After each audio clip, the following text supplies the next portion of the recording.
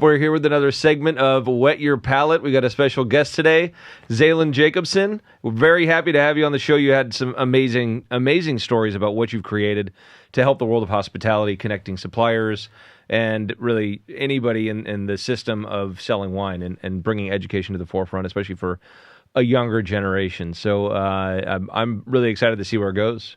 But man, we talked about a hell of a lot of other stuff. It wasn't just about what you're doing to change this industry, your history, what you're motivated by.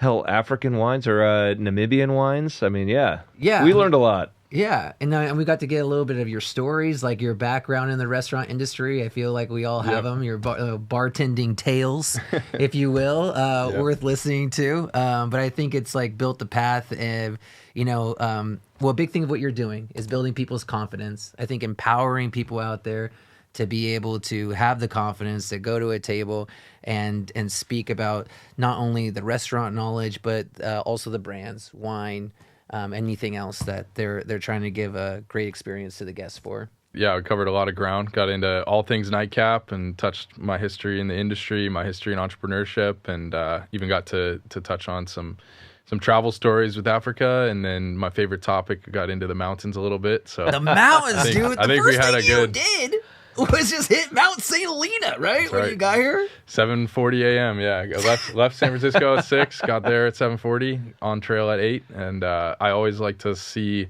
a place, and the best place to see a place is the highest point you can go. Yeah, you can get the whole visibility, and then it all kind of clicks from there. Now my whole time in the valley, I'm like referencing that first view, and I'm going, okay, I'm here now in that picture that I was just looking at. You got literally the lay of the land. Yeah, the whole lay of the land. 100%. Yo, if you want to get high with us and Zaylan, then tune in, all right? Let's go. The high point. Something like that, right? Is that the high cool? point. All right, thank you again. Thank Cheers. you.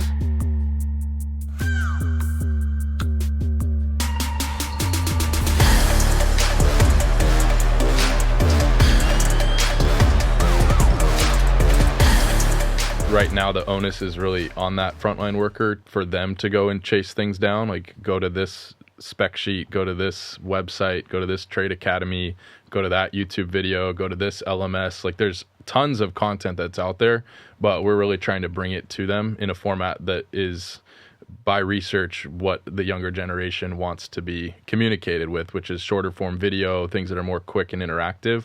So that's where we're really trying to take things. How long were you working on it until you launched? Quite a while. I mean, the first version was like a year and a half probably, that I was just sort of operating within the restaurant that I was working at. And It took a while before I actually realized, there's a business here, transitioned into that. It didn't start out as that at all. It was just I need to build this tool because myself and my coworkers are failing. And so that was the impetus of it. And then took, maybe a year and a half of that version, and then we rebuilt it for a hotel in Los Angeles that we were doing some beta testing with for a while, and then we got a contract to rebuild it again for a large hospitality enterprise, and that was probably like another year or so of development. And so it's been all in all probably 4 years of twists and turns to get to where we are today. Wow. So a while. And I would say we're like most commercially launched early in 2025 on the hospitality side, but late 2025 on the supplier side is pretty newly to market. So it feels like in many ways and I tell people this all the time, is that I feel that I'm at my starting line right now. I mean, it's taken a lot to put us into this spot, but it's really just kind of able to now run at it because we had to put all the right pieces in place first. So it sounds like you did it the right way. I mean, I hope walk so. before you can run, and then once it's ready to go, I mean, there's thousands of accounts. You're probably just, I can help you. For sure. Definitely. That's awesome. I think people are going to maximize the use of this thing.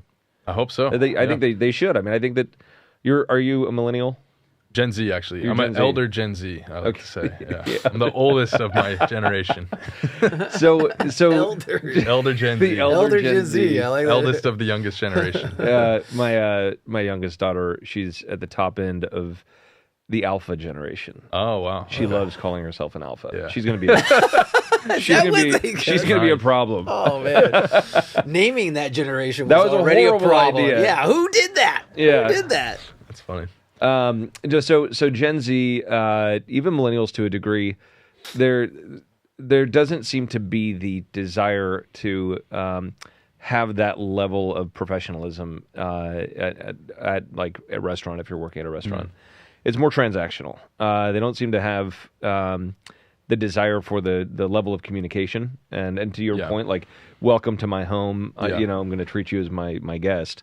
Whenever you're in a restaurant, that makes such a huge difference. I mean, have you seen a shift at all in that, or are you still seeing like there's a lag with Gen Z in adopting more traditional hospitality methods? Yeah, I think that a lot of people treat it as just that second priority or third priority, fourth priority to whatever they're really trying to do in their career, or maybe they're in school and they're doing this on the side. And then you do have your career industry professionals that do take it very seriously, but I don't see a lot of Gen Z working on that. So yeah, I feel like there is a lot of just get through the shift kind of mentality. This is just what I'm doing to pay the bills, or I just have to bring in some extra cash. So they treat it like that. My whole philosophy about it is this is one of the few roles, if you're front of house, that you can actually adjust the amount of money that you're making in the same amount of time if you are to just put in more effort into your skills and knowledge and personality to be able to make more money at the table. So I think there's a misunderstanding I don't know if a misunderstanding is the right word, but there's a missed opportunity for each of those people that are treating it like something that doesn't matter. Because if you're going to be there for 5 hours, why not walk out with $300 in your pocket as opposed to $100 in your pocket at the end of the night? Like, it's the same amount of time. And I think for me, I attribute so much of my early success to being in the industry, and that only happens if you take it seriously. Like, if you are there and it's just something to screw around at, or just to put your head down, make your money and leave, but not really caring about the guest experience or working with your team or learning about the products, you're not getting the benefits of the foundations that it's set to become a really good salesperson, to become good in psychology, to become good in networking, to become good at public speaking. I mean, the skill sets that you develop is crazy, because every table that I ever interacted with, I saw that as a mini public speech that I was giving, a ability to quickly psychologically analyze 10 people or however many people I'm interacting with, and then also to be able to practice sales skills, because it's one of the few jobs that those people are here with the clear intent to buy. I mean, nobody comes and sits down in your restaurant, looks at the menu, and then just leaves. Like, that happens in car dealerships all the time. That happens at Nordstrom all the time. You walk in, walk out, I'm just looking. Like, that doesn't happen. You have a captive sales audience, and you can run all these little micro experiments and get really, really good at selling. And then that transitions into everything. So I hope that the younger generation picks up on that everyone wants to get not everyone, but a lot of people want to get a white collar job doing this or that, or some fancy title. I'm a consultant, but I met someone who worked in one of the big four consulting firms. He said his favorite people to hire are people that were servers and bartenders, because they understand how to read people so fast. And he's like, that's who I want coming into meetings with me. So I think there's just huge advantages to being in the industry that we need to really appreciate. And I hope that would get the younger generation more excited to take it seriously. Well, I think if anybody in the younger generation is listening to this, and I think that they already, can understand that when you put yourself to something, you can achieve it by you connected all the dots that you thought were going to help your life and other people's lives and industries as a whole, really. And that came from 7 years of being a server and understanding some tech and having curiosity. Yeah. And I think that is one thing that a lot of people, it's like they're just not inspired. And I think that's something that at some point in your life you get inspired. But I do see a lot of the younger generation that just doesn't have they just want something to magically become successful. Yeah. And they don't, I don't know, maybe that it's the dumbing down with all of the social media and whatever else is out there. But there seems to be a lack of inspiration. Yeah. And so I think that is shifting. I feel like that's shifting now. I think COVID really fucked things up for a lot of people. Definitely. But I think that group that got kind of screwed through COVID, they seem to be catching up to where they should be, while the pre-COVID generation or under COVID generation is more on a regular trajectory. Yeah. That's hard with the amount of screen time too, to go from that to now full on interactions nonstop with people. It's quite a jump. Well, and I mean, I will say, like, I'm seeing, even with my kids, my teenage aged kids, they're moving away from screens completely. Like, they're doing stuff outside all the time. 2 of them are like out selling their services illegally, but like they're going door to door. They're going door to door to Don't clean. ruin this for them with the podcast. to clean gutters and put up Christmas lights, take down Christmas lights. What's the illegal part? They don't have a business set up, but they made a website with AI and shit. I was like, dude, you guys are doing awesome. They're like, that's great. 14 and 17, and like, dude, just whatever you can do. So, and then they started recruiting their friends to do sales calls, so they give them a little percentage. Videos. Did you see him? Yeah, dude. It's awesome. Nice. Yeah, they're great, dude. Yeah. Nice. He's hustling. So you're starting like to the see before and after window kind of He showing it. And does window washing. Window washing, yeah. But what I love most is that he's out selling, selling him not just the service but himself. Yeah.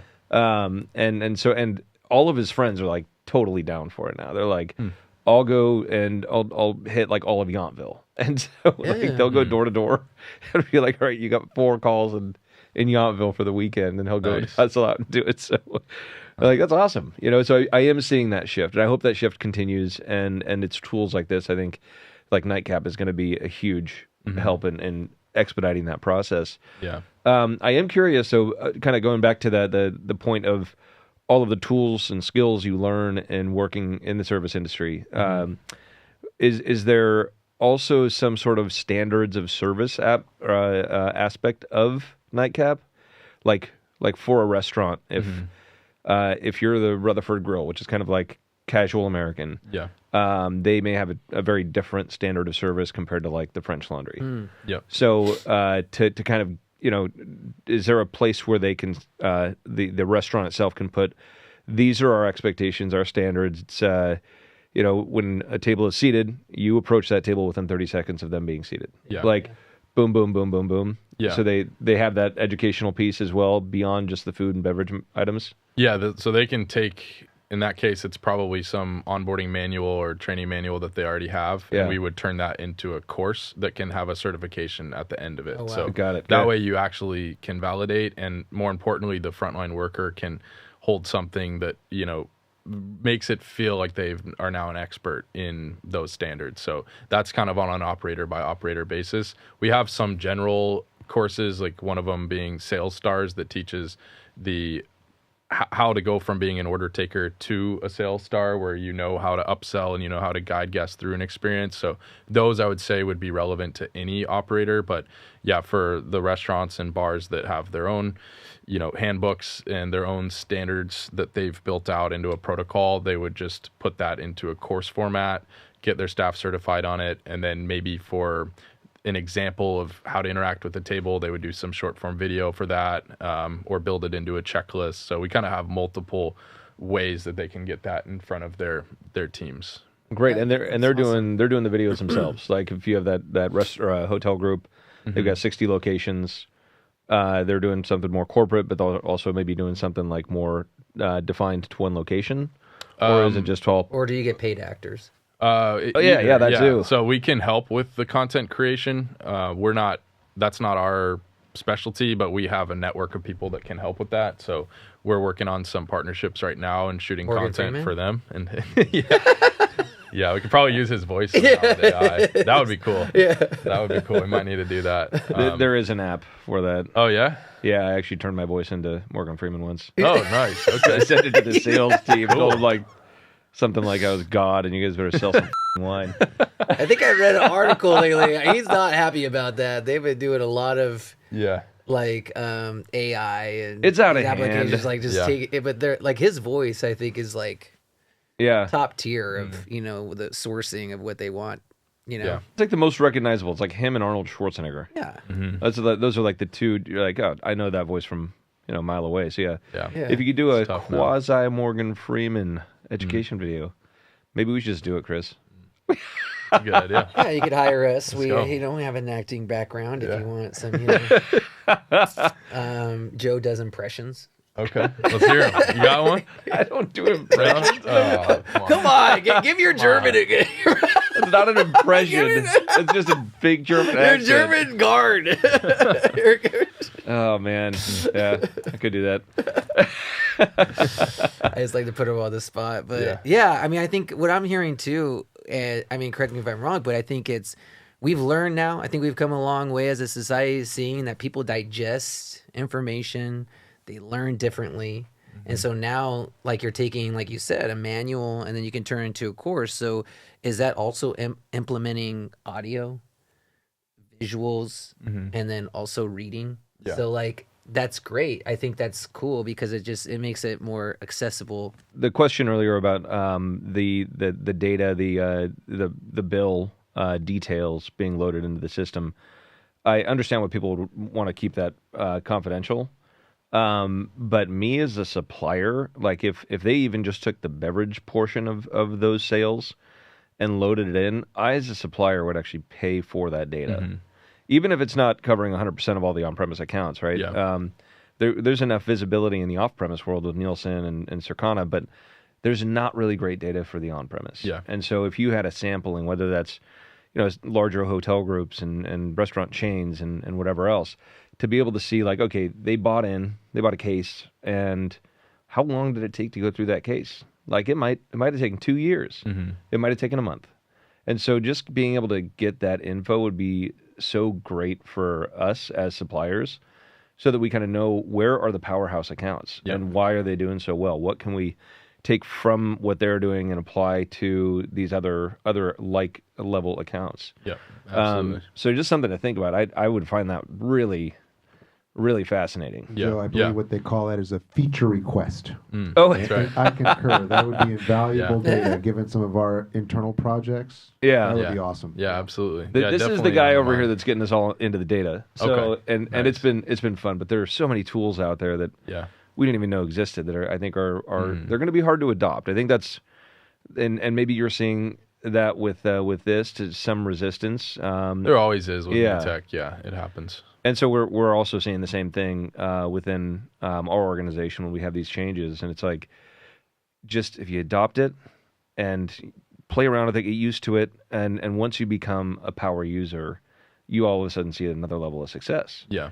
And so but I would imagine yours is probably a little easier to adopt because you're truly educating and helping them make more money, make better decisions, help out the customer and all that. So. But yeah, that data would be, the more data we can get, the better. Yeah. I think that's it. Absolutely. Yeah, for the groups that are willing to supply it, we can share some of that. And definitely is a big part of our roadmap, though, trying to get more and more content from the groups that are okay with it, pulling data from them and offering that over for sure. Yeah, because we only get to see shipments and depletions. Yeah. And then, you don't know what's happening inside the account. Yeah. I mean, might have been an operator that bought like 5 cases for his daughter's wedding. Right. That's a great point. And it's like picked it up and was like, okay, well, we don't need to know that, nor do I really care. He's buying the damn wine, and if he wants to use his license to use it for personal use, no problem for us. But it'd be nice to know if how much is actually moving onto the table, how quickly would So yeah, that'd be very cool. Yeah. Definitely. I'm sure there's a bunch more data that you could utilize and sell, and I hope you do sell it. Like, yeah, definitely. Yeah. We're putting make some money for all the years you put into this thing. Pieces in place for sure. I was gonna ask, like in this founder journey that you had, did you have anything that along the way that went like maybe terribly wrong, but turned out to be a turning point for you, or any kind of like hiccup that? Yeah, I think I'm really happy with the way that our technology team has come together, and that was challenging, I guess, finding the right people and bringing that together. So it wasn't necessarily a hiccup, but just in that hiring process was really interesting to where we got to our CTO. So yeah, that felt like hiccups just because we're trying to hire people that were, also shopping offers from Amazon and Microsoft. So it was like, it felt like hiccups in these interviews of just being like, oh yeah, dude, I can't bring you onto our team. So that was an interesting journey. I think team building is the most important part of the early stage founders journey. Who are you actually going to do this with? And so that's been hiccups along the way to get the right people involved. And it's kind of led us to a team that I'm very proud of. And then I don't know, I don't have anything specific that comes to mind. I guess early days of just when it was still that product that I had put together, and trying to be out in front of these gigantic companies that had some interest in what we were doing. Like that definitely was a hiccup, and we weren't able to close any of them at the time. So it gave me insight of like, okay, I really need a team. I want to rebuild this. So now I can be in these rooms, talk to you. And if you want to come on board, I actually could, because that early version of it was really just made for one, specific restaurant at a time. Very difficult to work with a group that has multiple locations. So those were some early hiccups. Was that as the well. streaming service? No, this was the first version of NiteCapp. Like trying to work with big companies in the hospitality industry, though, that had, wow, that's really cool, frontline worker training, but it was only, there's no way we could have serviced some of these groups that we're working with now. So those were early stage failures for sure in those sales conversations. Yeah, who was the first, or not who, but when was the first, like, that somebody took this iteration of the platform seriously? Like late 2024. Okay. Started getting more bigger groups that were actively involved in it. Okay, that's because I mean, in the industry, at least on the side of the industry that I've worked on, it, like, when you're young, if you're under 30, like, you get no respect. Yeah. Like everybody's like, dude, you don't have enough experience, whatever. Like I dealt with that for years, and I I think that's one of the reasons that it turns so many young people off, is that it's kind of like the old dudes club, like, and if you haven't had 20 years of experience and whatever accolades behind you, then they kind of poo-poo you off to the side. Yeah. So did you have much of that, or did the platform just speak for itself once you showed it? I think I did have some of that. I'm lucky to have business partners that are all older than I am, so they open up doors that I could never open myself. Okay. And they kind of give us credibility because it's clear. I mean, collectively, we have over 100 years of experience in the industry between us. So I'm the youngest one. And, I think that there's actually really big advantages to being from the generation that everyone in this industry is trying to figure out, how do we connect with the Gen Z? And like, I am Gen Z. So there's certain things that, yes, you have way more expertise in, and I will listen to you, and I would love for some people to be my mentor and whatnot in this industry, but there's certain realms of this industry that I do have good knowledge in, specifically in education for this younger generation. And then some of my team members, though, they really can fill in the gaps of, 40 plus years in the beverage industry and how all that works. Or one of my partners has 30 years operating high volume restaurants, so he knows the ins and outs of that incredibly well. So it just goes back to that team piece that gives us credibility. And then once we can demonstrate the platform as well, that always helps out. So okay. Makes sense. That's why Joe grew the beard, though, because people were not taking him seriously. This is true. Hey, and he actually had this moment. I think it was about 6 months ago. Remember when you shaved? Yeah. And then none of us were listening to you? Because he's still got this baby face. I didn't know it was under there. I forgot. Yeah.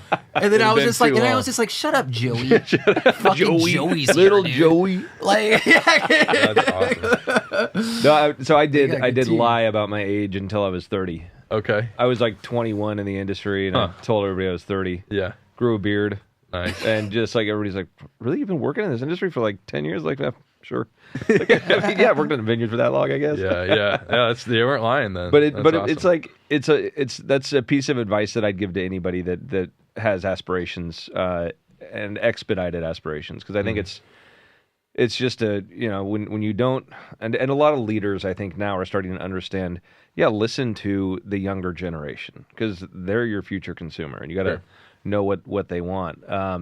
So I think there's more of that, but there still are the kind of closed off leaders and organizations that I see all over the place that are kind of like, no, just you got to earn your stripes, and like I don't want to hear from you. So a little fib. It's not a lie. You're fibbing. A little fib's okay. yeah, like it's a fake it till you make it. A fake it till you make it. Yeah. That's kind of it. Yeah. Did you have a moment like that? A fake it till you make it moment? I think probably same deal with the early sales conversations, trying to have conversations with giant companies when we had a product that was really not able to service them by any means. But we had to demonstrate something. So the first version that, I needed something to demonstrate to one of these really large groups. So I just built it myself. Like, yeah, look at this. You can do all this on it. And, they're all excited about it. And then we had time to develop it and actually deliver it back. But it was one of those moments where I had to build something. And so got it in front of them. And then it ended up being the stepping stones to making that relationship work. But it by no means would have actually been able to service their business. So like, I'll be back in a year. Yeah, exactly. Yeah, exactly. Thanks for the feedback. That's awesome. Well, I feel like the restaurant hospitality industry, as you probably know, it's I think it makes sense that bartenders, servers, people with those experience, other outside of that career and other careers that they're seeking it, people look at that thing thinking, oh, they can handle high tension situations or see anything, because I think you see a little bit of everything. Do you ever have even outside NiteCapp, any crazy restaurant stories? We used to have regulars that came in and they had stuffed animal bunnies, and they would come on the table as a couple, a guy and a girl, and they would come in and they each had their bunny, but you had to acknowledge their bunny as a person if you knew and you wanted to make some money. You want to make the best experience for everybody. And their bunnies would eat carrots and stuff. You'd serve them carrots? You'd serve them carrots. Crazy thing is that no one, and still to this day, never saw how they finished their plates. We would always try as a server, because they would take bites out. You'd come over and there was carrots missing, and you'd be like, "Oh, are you enjoying his bunny fufu? Enjoying their plate? Oh yeah, they love the carrots. Oh yeah." And then you're like, "Okay, cool. Wow. Do they want some wine?" Yeah. You know what I mean? And then you just had to treat them like normal and still open service and do all your things. But that was the one thing that always got to me. I was always trying to see can we check the cameras? Are they breaking it, open or whatever? It was some mystical moment. So do you think that couple is now full-fledged furries? This is you're bringing stuffed animals. Now you're just let's just forget. Yeah, you're what? Let's just be real. Let's just you guys be the bunnies when we go out for dinner. I don't know. Did you ever to serve furries or have any? No, I've had.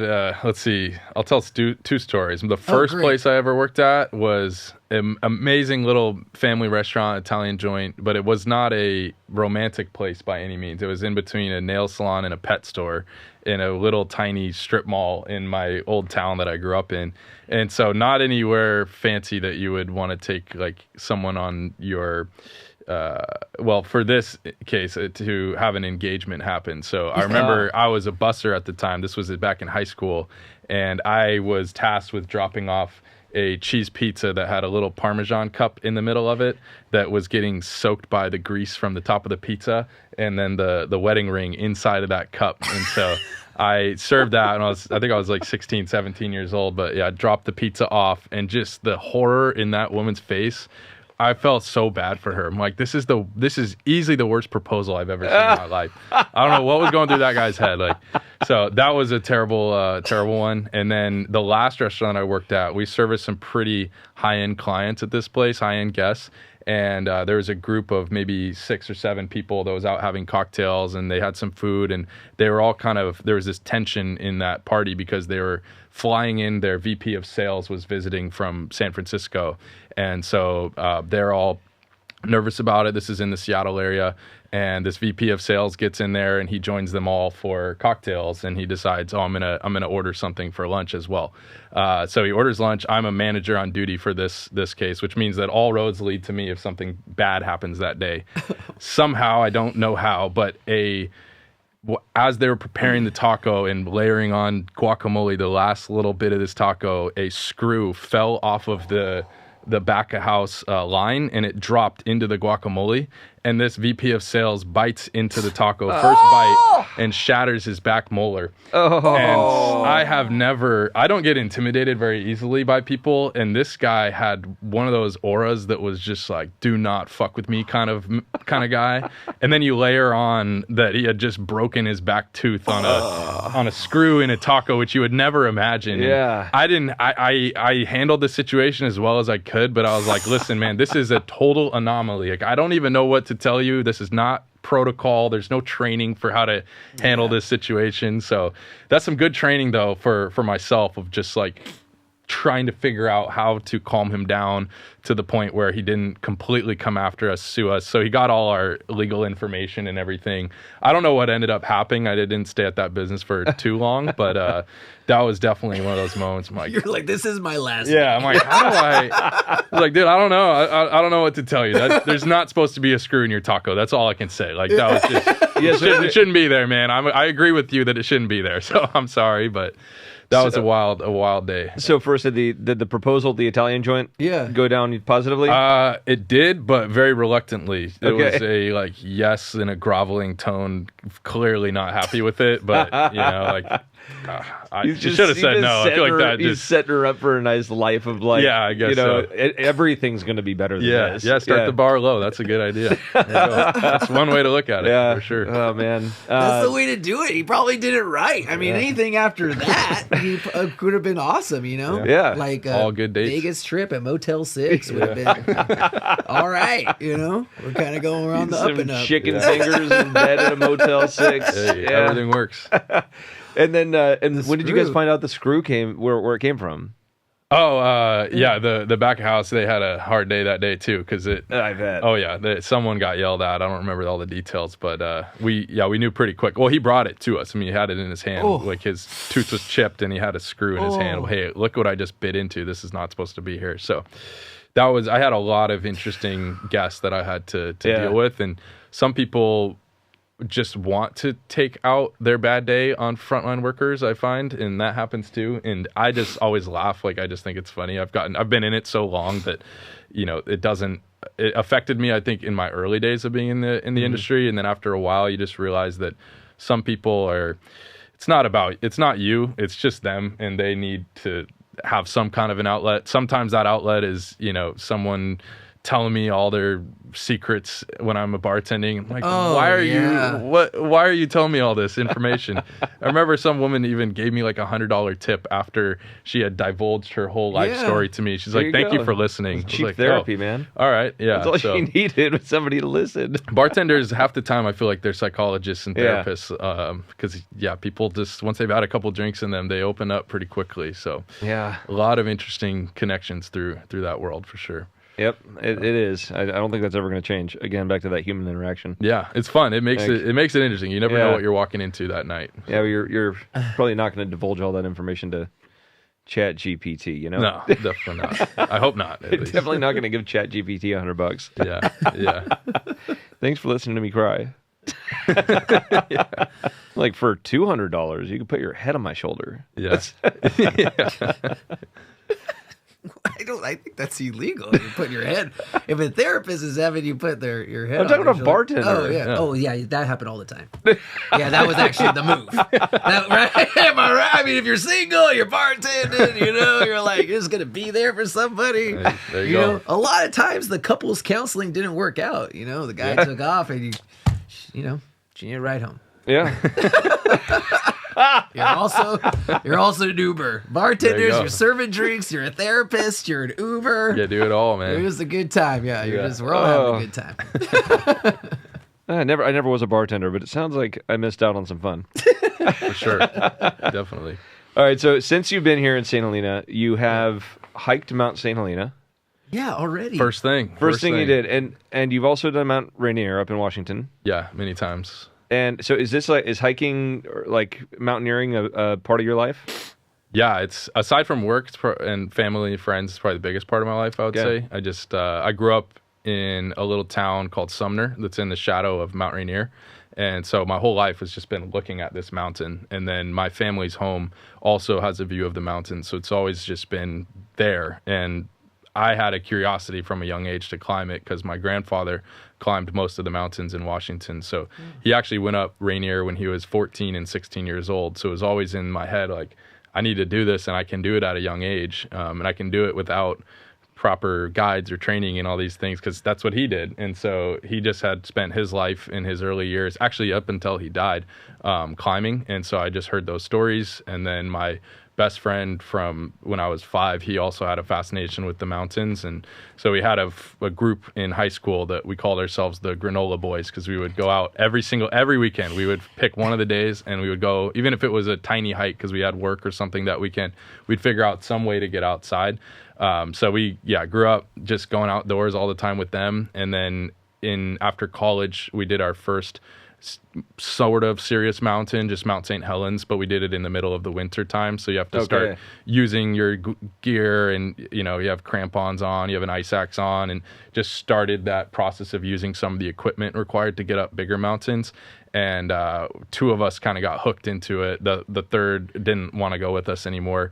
So him and I kept climbing, and then I've done some solo stuff. I did Shasta. Done. Oh, you did Shasta? Yeah, I did that. Sick. It took me 2 tries. I tried it for my 21st birthday, and that I just, for whatever reason, I was young, dumb, and confident, and looked up at a side of a ridge, and I really thought I could see the summit, and so I just tore up a ridge until I got to the point where I was like a little under 12,000 feet up it, and I was like free climbing. And so I started going, this is a bad idea. Yeah. So I came back down and then worked my way back down. And then that had just been on my mind for years. And so my 25th birthday, drove back down and did a solo summit of Shasta. And then, I've done Rainier 3.5 times. One of the times, one of my climbing partners got altitude sickness and we had to turn around. But 3 successful summits of that, and then a good amount of the Olympic mountains. Are you doing multi-day, stay in the night, or are you just depends on, like Rainier, you usually do it in 2 to 5 days. 2 or 3 is this typical. This summer I did it in 1 day with a friend because we both done it multiple times, and so that was kind of the next step was let's do it in a shorter period of time. So we did it in 18 hours and 45 minutes. I think it took 6 a.m. to 1:45 p.m. 6 p.m. to 1:45 p.m. the next day. Wow. So that was just a big push the whole way. But yeah, I love mountains. There's something about mountains. Like some people look at an ocean and it's just like, wow, look at that ocean. Some people it's islands, some people it's cities. But for me, mountains are just like so breathtaking, and the process of learning about them and understanding them.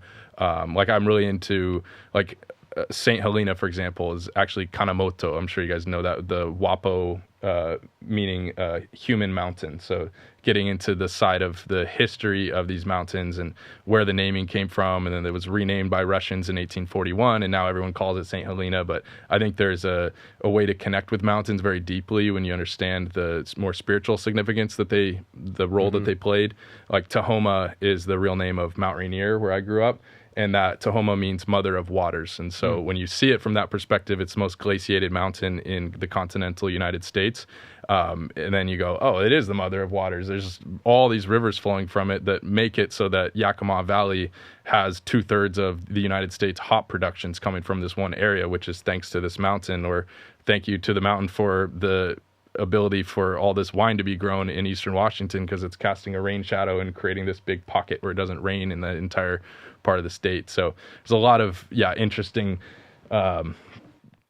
stories and facts that are buried in the mountains if you very cool. dig them up. Yeah, and you have, and Shasta's a volcano. It is, yeah. Right? Actually, St. Helena is a volcano. St. Helena is a volcano. Yeah, part of the Clear Lake volcanic region. Yeah. And Helens. Yeah. So a lot of volcanoes up in Washington. Yeah. How tall is Rainier?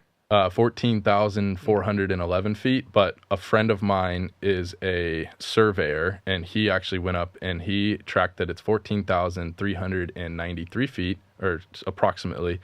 And so he's in an ongoing dispute with National Park, Mount Rainier National Park, because he wants them to update all their maps, and they're not willing to do it because it would be a very big project and require a lot of money.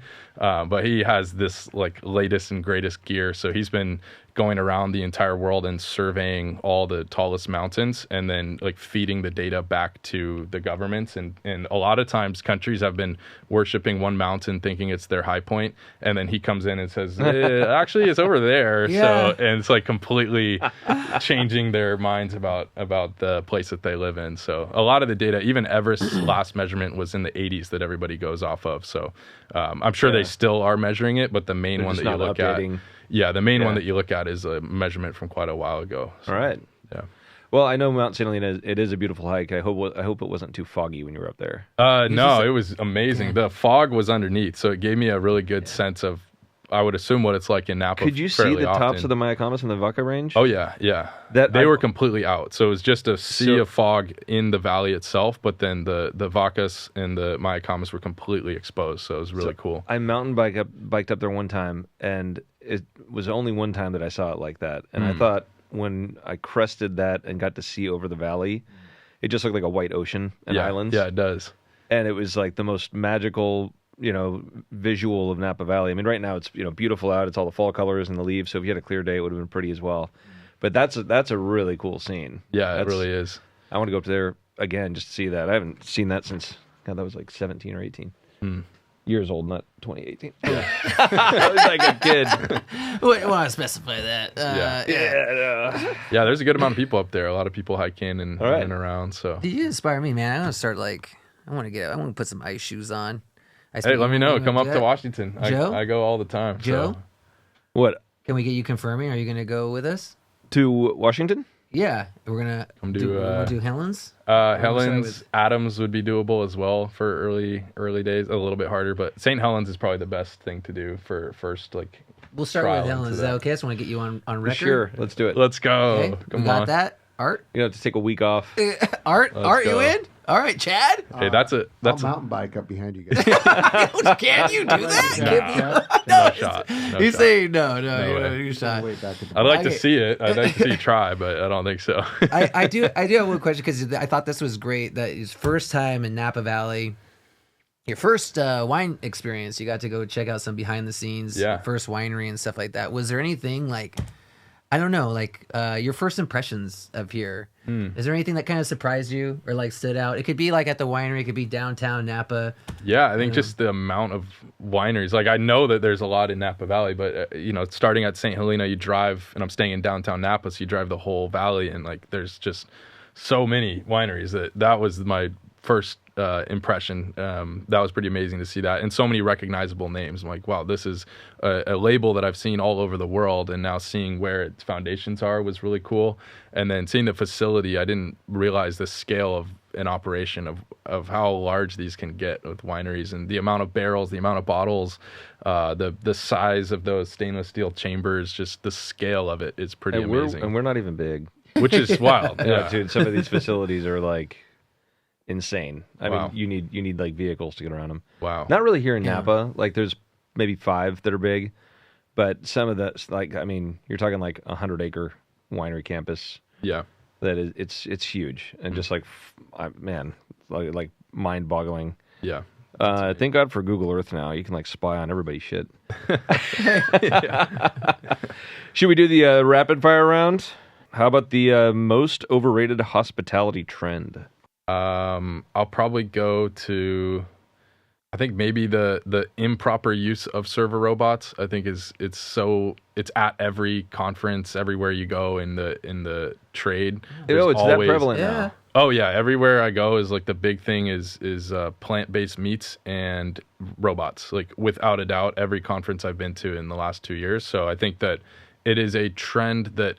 What I'm seeing, the reason that I call it like overhyped that you use? Overrated. Overrated. Yeah, the reason I say that is because I think if someone from the industry was trying to insert them in a way that you still kept the hospitality alive, then it could be strategically done. But I had a meeting with someone that is like brilliant. I mean, computer scientist from MIT that wanted to pick my brain on a robot they're building for the industry. So I think you're getting a lot of scientists that are trying to insert technology into the industry and doing it improperly. So it's like being way overhyped, but is going to be used wrong in most cases and not going to work. It'll be more of like a gimmicky thing, unless you use it right. So I think that I'm not down with either of those things at all. You don't want to use it at all. Plant-based meats, or if I go out to a restaurant, like if I'm going to 7-Eleven or something and just grabbing a quick like snack, or whatever, Wendy's, I'm cool with it. But like if I'm going to a restaurant, like service is a requirement. Yeah.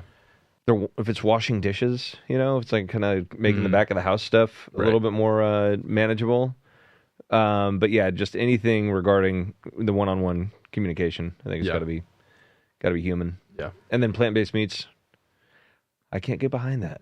I don't know, just personal preference. Yeah. No, I mean, I'm with you.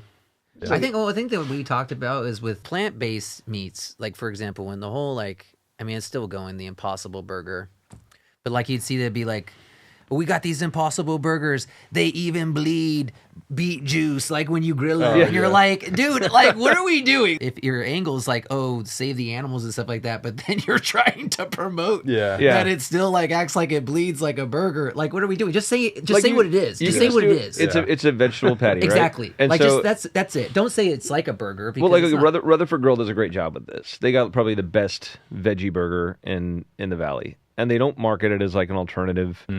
It's almost like, you want to eat it because it's actually flavorful and good. It's like made out of beans, like black beans, and it's totally intentional, not trying to mimic something of nature. And like that's how you do it. Like you can still have the burger experience, but just be honest about it. It doesn't need to bleed for me. We just call it a plant. Yes. All right, let's see. Next one. Your most underrated cocktail. Ooh. I'm a simple guy. I like old fashioned, so Nice. I always go with that. I think it's nice being able to try it at a bunch of different places because it's such a simple drink that finding the ones that make it the best is a fun endeavor. Which true. So far, simple drink, but it changes. Daniel's Broiler is my favorite old fashioned. If you guys ever come out to Seattle, I'll take you there. So it's a good dinner spot. All right, shout out. Yeah. I like that. But that's the thing about the cocktails, right? I feel like it was always like that rule of 3, something kind of thing. Like usually the ones that just had like the 3 kind of key ingredients. Yeah. But the old fashioned, it's always I good. agree, that is good. But you got to make it right. Okay. How's the old fashioned? How do you like it? Do you know how they break it down? I actually don't, because they do it in like in a batch, so I've never seen it be done. They don't. Do they throw the cherries and the orange fruit in it? Yeah, they do. Okay, they do. Yeah. So they muddle that, and then they have the vermouth and whiskey. Oh, you're talking into the batch? Yeah. No, not into the batch. Sorry. Into the drink itself. Okay, into the drink for like a okay. Yeah, for a garnish. Okay, for a garnish. Yeah. Yeah. Okay, I don't know I don't know what goes into it exactly, but.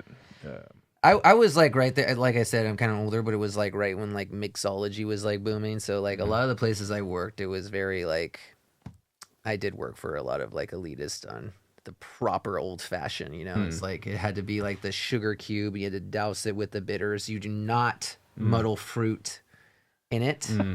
Like the cherry is like, and the orange rind is like the garnish. Yeah. You express those oils, but don't muddle the fruit in it. I like how people do that drink so simply but differently. Like I went somewhere, they had Maker's Mark that was date infused, so they soaked dates in it for the natural sweetness of the dates. It was an Afghani place in Oakland. This was a couple days ago.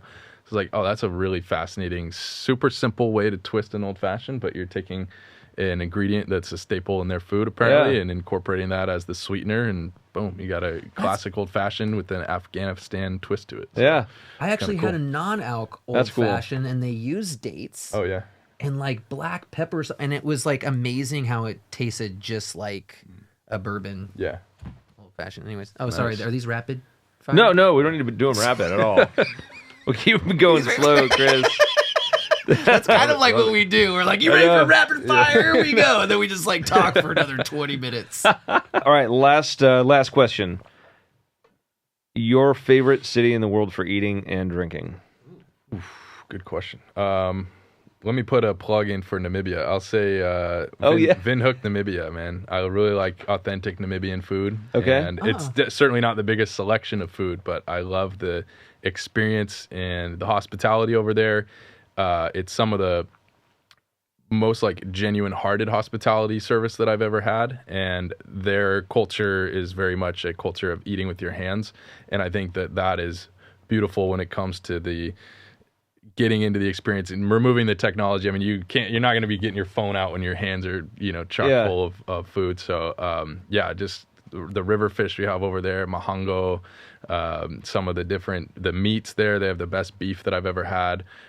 So we go to this place called Kapana, and Kapana is outside of a part of the town called Katatura, and they have this amazing meat market where they do the butchering and the selling of the meat in the same place, which is pretty gross, but also very authentic and just a real. Yeah, I like the real. It's a realness to the food experience. What over brought there. you to Namibia?